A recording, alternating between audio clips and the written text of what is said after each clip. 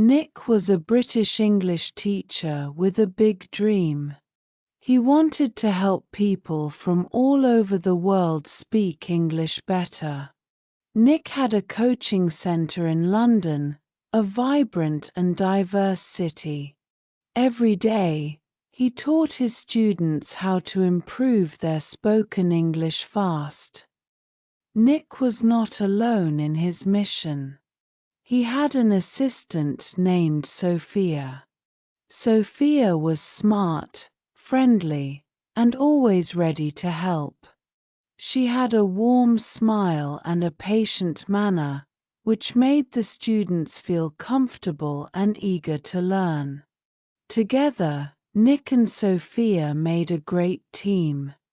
One bright Monday morning, Nick and Sophia received an interesting email. It was from a student named Alex. Alex lived in a small town in Japan. He loved English and wanted to learn how to speak it better. He asked if he could come to London to study with Nick. Nick and Sophia were excited. They replied quickly and said, "Yes, of course. We will be happy to help you." Alex was thrilled. He booked his flight and soon arrived in London, ready for a new adventure. Nick and Sophia welcomed Alex with open arms. They showed him around the city, pointing out famous landmarks like Big Ben, the Tower of London, and Buckingham Palace. Alex was amazed by the size and beauty of the city. He had never been in such a big city before. He was a little nervous, but Nick and Sophia made him feel at home.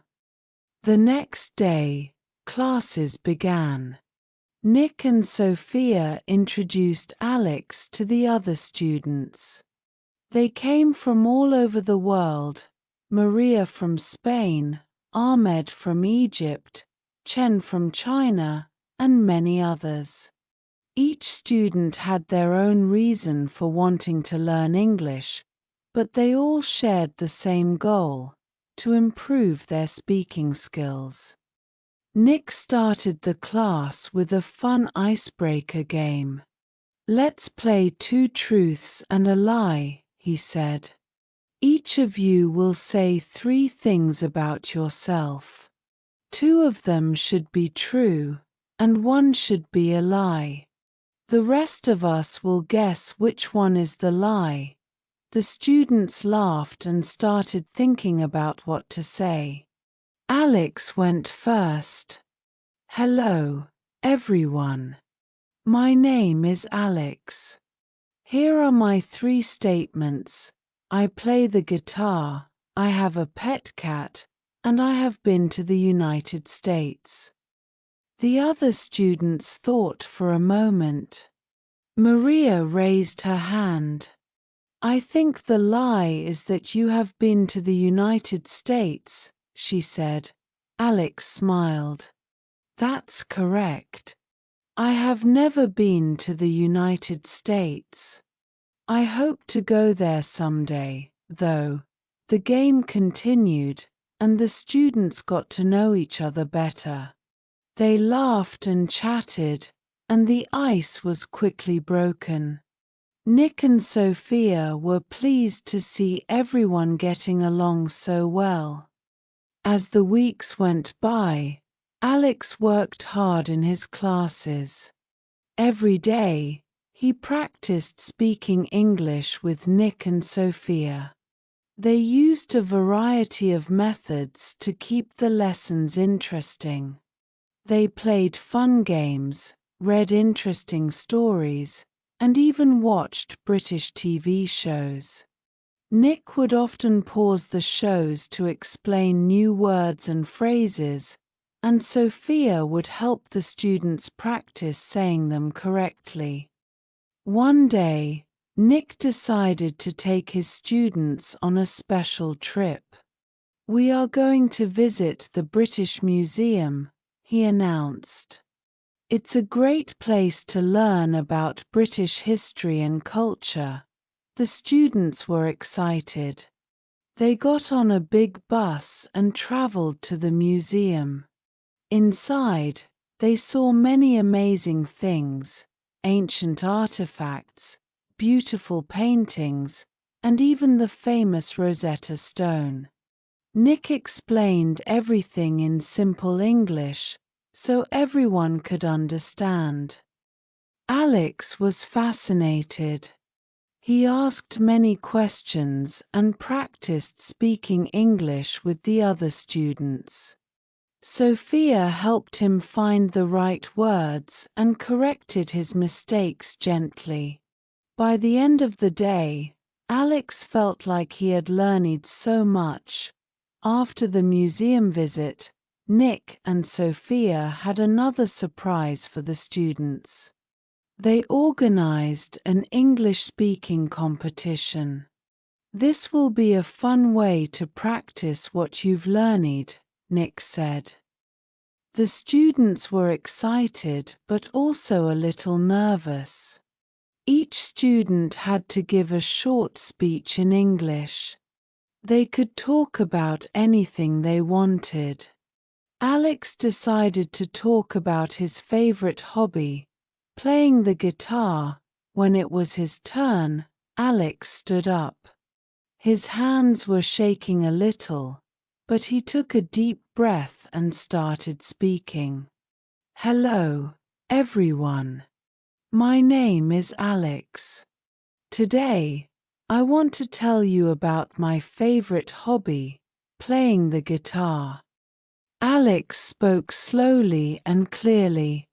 He told the story of how he learned to play the guitar, how it made him feel happy, and how he loved to play songs for his friends and family. Everyone listened carefully. When he finished, there was loud applause. Nick and Sophia were very proud. "Well done, Alex," Nick said. "You did a great job. Your English has improved so much." The competition ended with smiles and cheers. Nick gave each student a small prize for their effort. Alex received a special book about London. He was very happy. As the weeks turned into months, Alex continued to improve his English. He made many new friends and learned a lot about British culture. His time in London was coming to an end, but he was grateful for every moment. On his last day, Nick and Sophia organized a farewell party for Alex. They had cake, music, and lots of laughter. "Thank you, Nick and Sophia, for everything," Alex said. "I will never forget my time here." "You are always welcome, Alex," Sophia said. "Keep practicing your English, and stay in touch." Alex returned to Japan with a heart full of memories. He continued to practice his English every day. He sent emails to Nick and Sophia, telling them about his progress. He even started teaching his friends how to speak English. Nick and Sophia were happy to see Alex doing so well. They knew that they had made a difference in his life, and that made all their hard work worth it. Meanwhile, back in London, Nick and Sophia continued their work at the coaching center. They welcomed new students from different parts of the world, each with their own story and dream. They shared the same dedication and enthusiasm they had shown Alex, making learning English an exciting and fun journey for everyone. One day, a student named Maria, who had been in the class with Alex, approached Nick and Sophia with an idea. I think we should have a cultural day, she said. Each of us can share something about our country. It will be a great way to learn more about each other and practice our English. Nick and Sophia thought it was a wonderful idea. They announced the plan to the class, and everyone was excited. Each student started preparing a presentation about their country. Some chose to talk about traditional foods, others about festivals, and some about famous landmarks. On the day of the event, the classroom was filled with colors and sounds from around the world.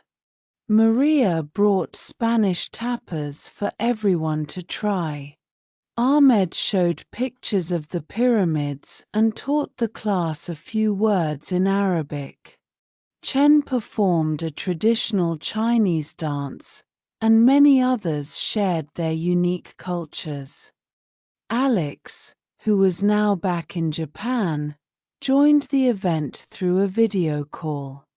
He played a Japanese folk song on his guitar, which was a big hit. The students loved it and clapped enthusiastically. It was a beautiful celebration of diversity and learning. The cultural day became a tradition at the coaching center. Every few months, they would organize another event, each one more vibrant and enriching than the last. It was a great way for students to practice their English while learning about different cultures. Nick and Sophia were proud of what they had created. Their coaching center was not just a place to learn English, it was a place where people from different backgrounds could come together, share their stories, and make lifelong friends.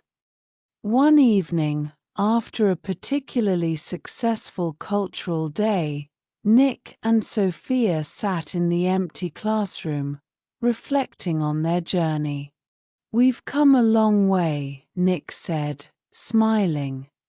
"Yes, we have," Sophia agreed.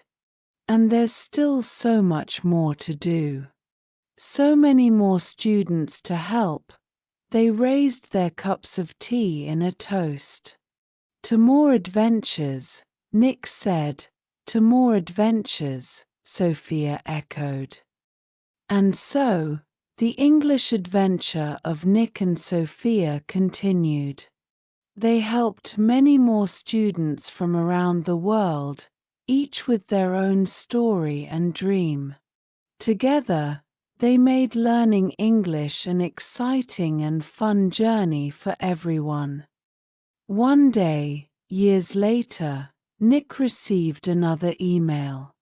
This time, it was from Alex. He had become an English teacher in Japan and wanted to thank Nick and Sophia for inspiring him. He shared stories of his own students and how he was now helping them improve their English, just as Nick and Sophia had helped him. Nick and Sophia were touched by Alex's message. It reminded them why they had started their coaching center in the first place. They replied with warm congratulations and encouragement.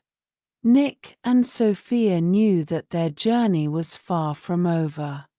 They continued to teach, inspire, and learn from their students every day. Their coaching center thrived, and their impact reached far beyond the walls of their classroom. And so, the legacy of Nick and Sophia lived on through their students, spreading the love of learning and the joy of speaking English around the world.